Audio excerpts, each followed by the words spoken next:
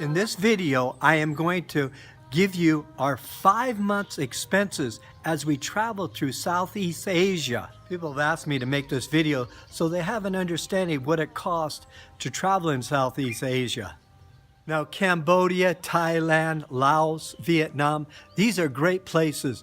If you're on a budget, you're in Southeast Asia, and you want to just kick back, you could want to retire, maybe you just want to go for a month.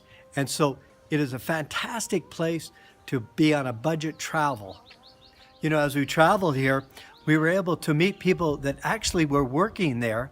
They were teaching English, and they were making enough money to be able to live and pay for their expenses.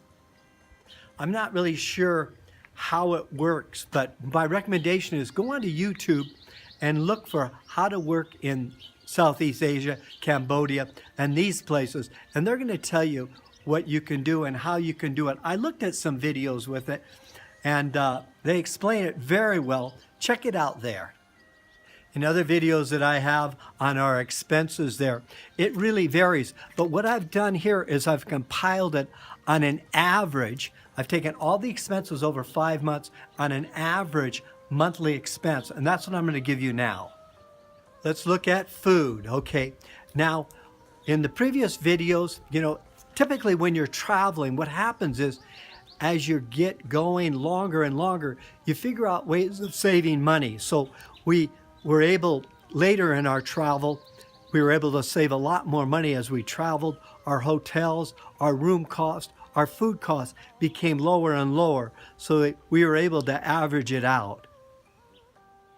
Food budget. Okay, here we come to finally that part of this video. And remember, we learned how to cut back on our expenses because we started to eat like the locals ate. We went to the local restaurants, we went to the open markets, we were able to buy our own fruit, these type of things. This definitely lowered our cost on the average over the 5-month period. So what we had in there for our food was $575 a month for the two of us.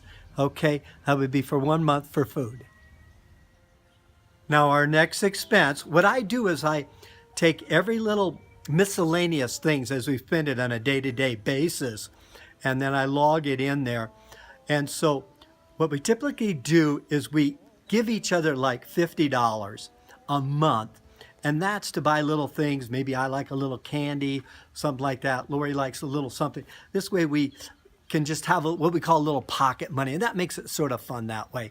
And then our other expenses would be, let's say, for household things like toilet paper, toothpaste, shampoo, this type of stuff. We also have in that grouping, we would have a doctor's appointment. One time I had to go to the dentist, maybe some medicine, you get a little stomach ache, something like this. And then also what we'd have in there was like tuk-tuk rides, tips, miscellaneous stuff. I had a phone, and so we, had the phone cost in there. And this grouped up to, and that total amount in there was $280 for that month. And remember, this is an average over a 5-month period. Now, the next thing we have on our expense is how much do we pay for a room? Okay, we're able to find, again, as we traveled around, we looked for cheaper places where we could save a lot more money. And so you'll notice in this video, my prices are different than other videos that I've made because they were in the beginning part of this travel, and we were able to save money as we came along. So this is an average I talk about here. And so our room cost for the month was $750 for the month. So it'd be $25 a day for the two of us. Now let's see if my adding is correct, and I'll give you a total amount here. So a recap here, our food was $575 on the average.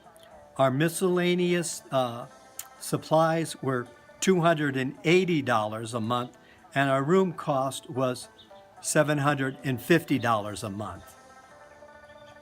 So our grand total on the average was $1,605 for the month. Okay, now remember, I don't have any airfares in here. I don't have anything like that. You'd have to calculate that into your expenses.